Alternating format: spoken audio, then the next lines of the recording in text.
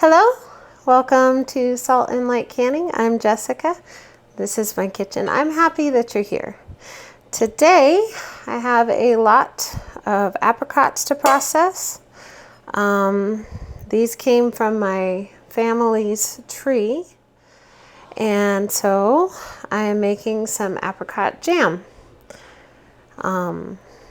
If you have fruit trees, that's very exciting. I am so blessed that I'm able to pick these. We pick these, and I'm so blessed that I'm able to make jam with fruit that came in from our harvest. It's wonderful, just amazing.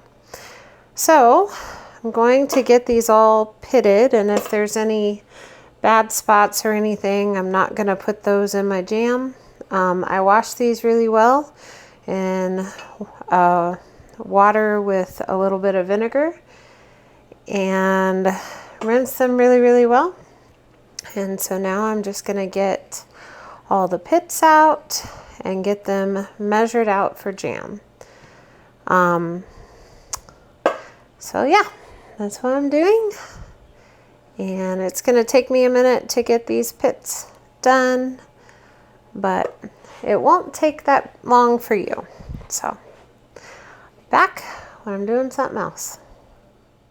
So I have all of my fruit in this pot, and I'm going to get it turned on.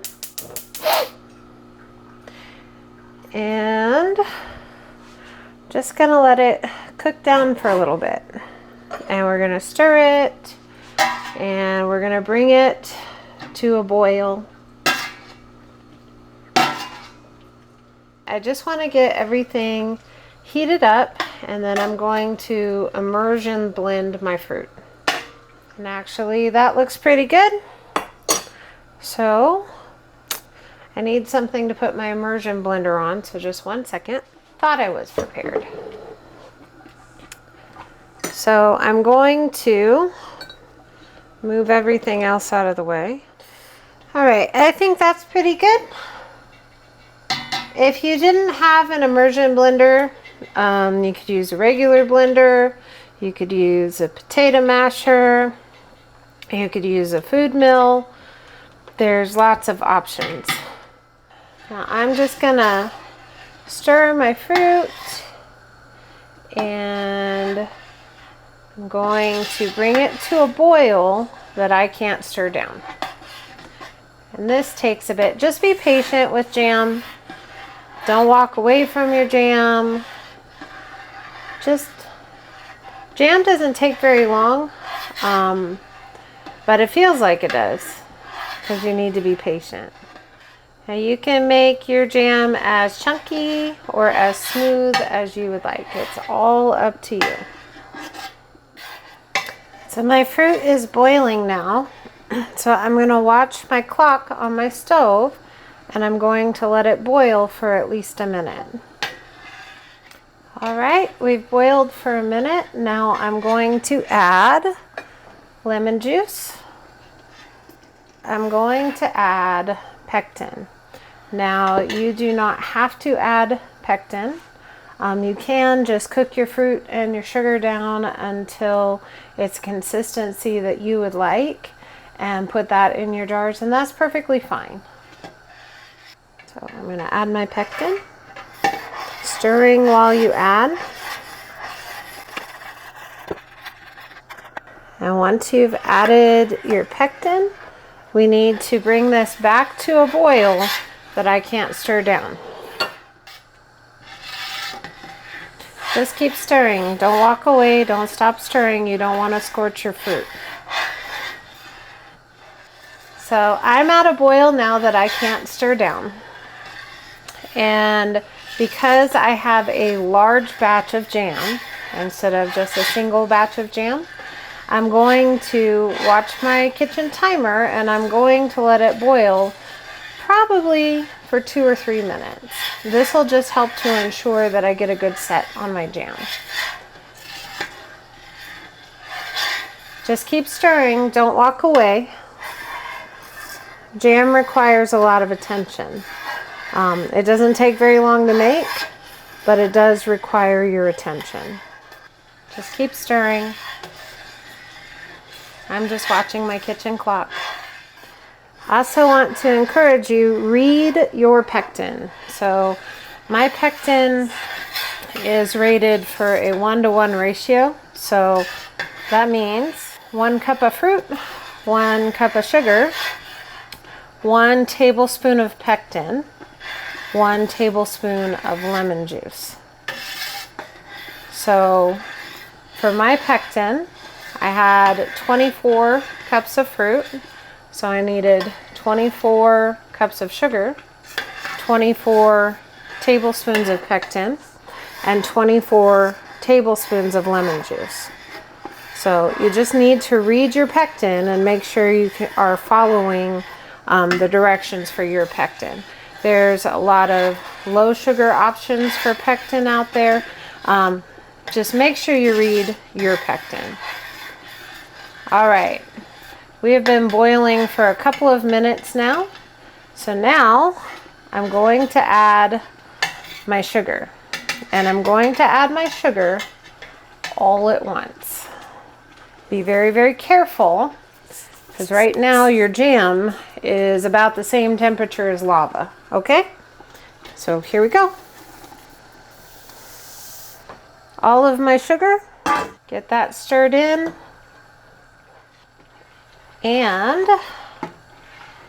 for me, I don't defoam my jam. I don't skim it. I don't do any of that.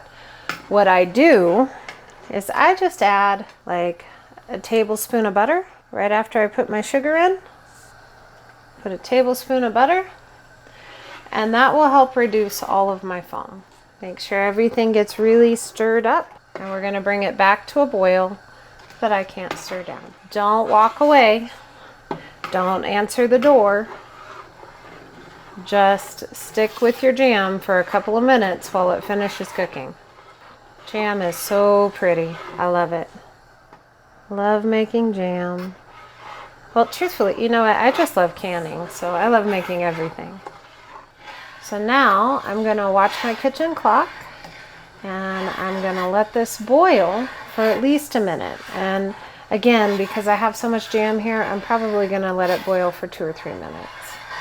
Just be careful.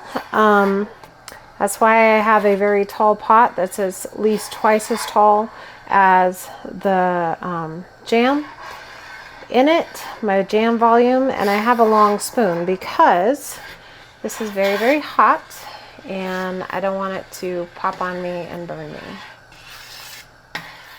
All right, we've been boiling for a couple of minutes, so now I'm going to check my set. I have a couple of spoons in the freezer, and I'm just going to use that to check the set on my jam. See that? See how slow it is to drip off? Wonderful. Oh my God, that is so good. All right, I'm going to turn off my stove and stir a little bit more. Now I'm going to go get set up to put this in jars, so I'll be back in just 1 minute. So I'm going to fill my jars as best as I can to 1/4 inch of headspace. Now, also, I want to encourage you, if you're having issues with your jam setting and it's like runny jam and it's really more like syrup, don't worry, don't give up, just keep trying. Jam takes practice and syrup is delicious, so don't give up. I'm not going to worry about debubbling very much because this is really just liquid, so I'm not going to worry about it. If I had more chunky fruit in there, then yes, I would. I'm going to wipe the rim of my jar with some vinegar and get a lid, a ring, and this is very, very, very, very hot. Put it on just to fingertip tight. And that is gorgeous. I'm just gonna keep filling jars. I'll be back when I'm doing something else. All right, I am not pressure canning my jam, so don't worry. I use my pressure canner all the time as a water bath canner. If you're gonna buy a canner, really all you need to buy is a pressure canner because it does both. I've double stacked my jars in here. It's a wonderful thing about the 23 quart pressure canner is you can double stack and still have room for at least an inch of water above your jars. So I have this full of jars and they're all covered by at least an inch of water. So the difference when I use my pressure canner to water bath can is I don't have my gauge in and I don't put the weight on. I just put the lid on. So my stove is already on. I'm gonna just set the lid on. It doesn't need to be like tightened down or anything. I'm gonna let this come to a boil. And once it's boiling, we're gonna process at a boil for 15 minutes. And I'll be back when I'm taking them out of the canner. Well, my timer went off and I turned the stove off and I took the lid off and I've waited a couple of minutes and now I'm gonna take them out. Be careful not to tip your jars, even though it will be a huge temptation. Everything is really expanded and you don't want to tip your jars and get something up under your lid that would prevent it from sealing. Just wonderful. So exciting. Jam is always just beautiful in the jar. And it makes a lovely gift. I love to be able to give away homemade gifts. Just delicious. This was such a blessing. It's from fruit that grew on my parents' property. So thank you, Mom and Dad. Well, this jam is gonna sit on my countertop and tomorrow morning I will come in and take off the rings and check the seals and wash them up and label them and put them in the pantry.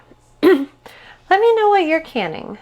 Let me know what you're doing in your garden, or even if you're supporting your farmer's market, you don't have a garden, or, you know, even if it's just food from the grocery store. Practice canning, practice food preservation. Don't let these skills die. Also, don't be afraid to try. Just try. It's not hard. Anyways, check out my link below. You'll find my canner and lots of things I use in my kitchen. Anyways, be so blessed. Know that you're loved and be a blessing to someone else. I'll see you in the next video.